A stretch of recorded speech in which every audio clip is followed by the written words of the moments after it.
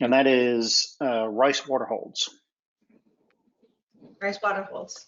Yes. So on your rice water holds, there are two data entry places in CalPEATS for them. If it's and this is the general guidance, but it's not necessarily 100% enforced. When a biologist does a rice water hold inspection, if there are violations, then they enter it on a regular CalPEATS inspection form. Yeah, 104C. 104C, yep. And so the time that they spend on that rice water hold will be included in their pesticide regulatory activities just through the regular CalPEATS, CalCATS integration process. Okay. But for rice water holds that don't have any violations, you're filling out this every year. And this is kind of your summary report that goes to Yes. the Rice Council Yes.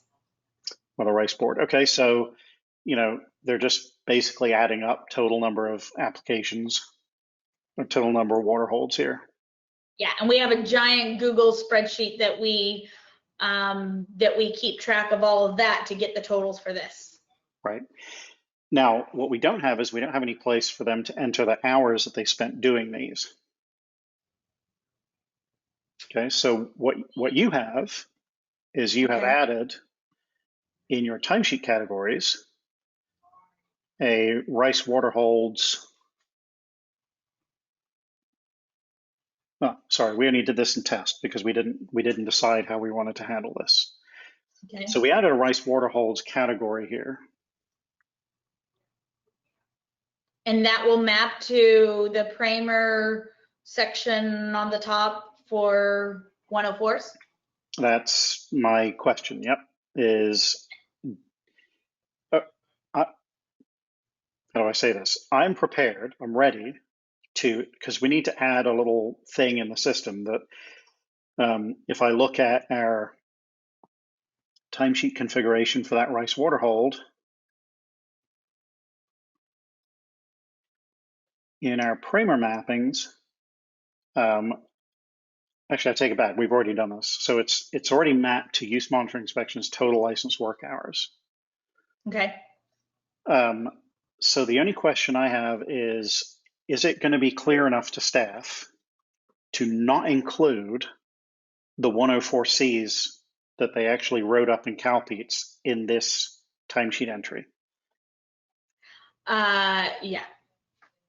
Because their totals won't, if they do a 104C, right? They do a 104C, they submit it for review, it gets approved, that time will show up on their timesheet, right? Correct. In the PUE. It'll show up. So they should know, because if they try to double enter it, it'll say, oh, I've got 12 hours, and I don't know why it says 12 hours. I did this. Very good point. Oh, 104C up here, and so it'll have too many hours, and so I'll be able to tell them, don't do that, dummy. Okay, Very what good about, point. and there's not very many 104Cs that we do. Some counties will go all year and not do one at all. We went all this year and didn't do any 104Cs. We did a couple last year, but not this year. So it's going to be so rare that I think it'll be caught. Yep. Okay, that's awesome. It hadn't occurred to me that they're going to see too many hours in their timesheet if they double enter it. So they will quickly learn, where not to put that time. Yes. Okay. Well, then, as far as the timesheet setup goes, you'll just need to add that rice water hold the same as you have it set up in test here into your production system.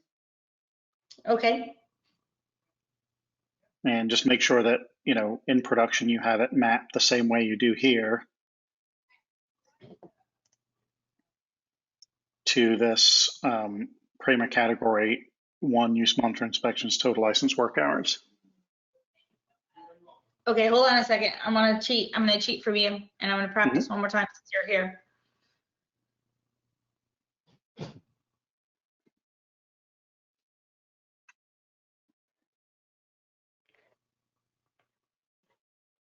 and it's taking a very long time. Okay, there it is. Okay, so I'm gonna add a new category, right? Yep. And rice water holds. And I'm going to call it, it's simple tracking. You Yeah, actually simple could tracking. just do it as direct entry. You really don't need him to do simple tracking. So straight time. It's going to go to the Primar. What did you have? One Use use monitoring inspections. Total licensed work hours. Yep, that one. It's going to go as work time, and oh, look at this is not as scary as I thought it was. I like it. Okay, it's there, and then I need to go to the biologist and add it all there for the biologist.